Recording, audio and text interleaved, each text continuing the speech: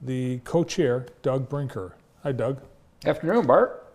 Afternoon. Good to see you. Welcome back. Thank you for having me back. Yeah, thank you for your service. Welcome. Doug continues to serve. You've got some resources for veterans you're putting together in a special resource fair. So we came up with this idea a few months ago of offering veterans not just in Jackson, but Hillsdale and Lenawee counties an opportunity to, if they haven't filed a claim and they aren't connected to a lot of resources, why not have a tri-county claims clinic and resource fair? So working with the Ann Arbor VA and Jackson College and all of us, we are offering every veteran within the Jackson, Hillsdale, and Lenawee counties to come out. We're going to have 6 accredited service officers that will be able to file a claim for their disabilities or file an intent to increase their disability benefits. And then we're going to have upwards of 15 different resource vendors there. Why are there so many veterans that that haven't filed or don't know that they have these benefits due them? It's stigma. They believe they're in good enough condition that they don't need what I call free money. You know, rightfully they earned this money by serving, by defending our freedoms and our flag. And a lot of them would rather see another comrade receive those benefits that is much more worse conditions physically or mentally. Selflessness. Selflessness. And it's interesting, a lot of the health issues are as a result of their service. Yep. Now, do you have any idea how many, like doing this at Jackson College, we know that we have students that are very veteran-friendly campus. So I imagine you're going to be in a perfect place to reach a lot of people. Perfect place. We're trying to reach as many far and wide hearing this message, because I came home, luckily alive, obviously, and I'm currently rated at 90%, fighting for 100%. And I was under the stigma belief that because I had a claim at the Board of Veteran Appeals in Washington, D.C., that I couldn't file for an increase for my post-traumatic stress and my hearing loss.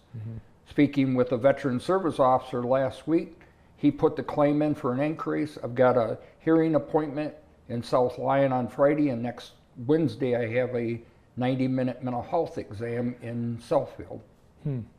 Still some hoops to jump through. Still some hoops to jump through, but I fight that fight, and I fight that fight as an advocate for my brother and sister comrades that don't believe that what they earned, they shouldn't get, they should get.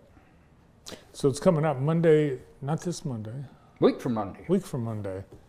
We're at Burt Walker Hall. Who else is going to be there?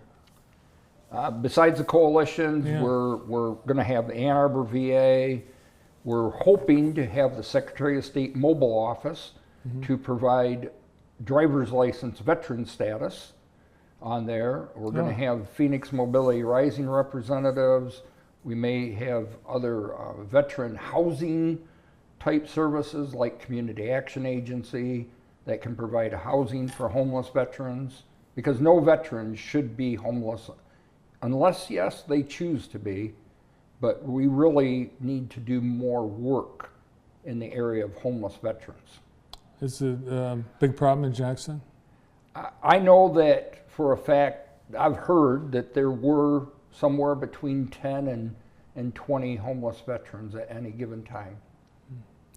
10 to 20 too many. 10 to 20 too many, just like the suicides and everything else that veterans face. It's time that we collectively come together as a community and offer every resource possible, because if we're offering the family and a veteran a resource that may actually save their life, we've done just part of our job.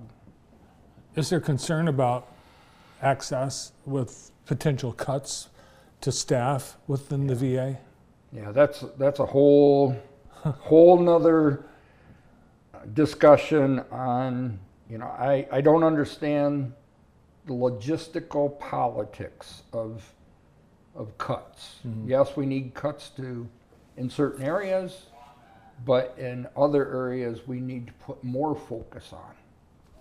Well, hopefully it'll get all worked out, because it sounds like that is what a lot of people want to have happen, and it's a process. It's a process, and I continue to be that loud voice and advocate to push the envelope. The veterans are lucky they have you, and we appreciate you putting this event together.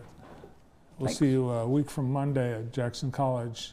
Veterans, take advantage of this. And Doug, I know you're happy to talk to any veteran that has any questions. Any questions, anytime, 24/7. My phone's always on for them. Thanks for coming in. Thanks for having me.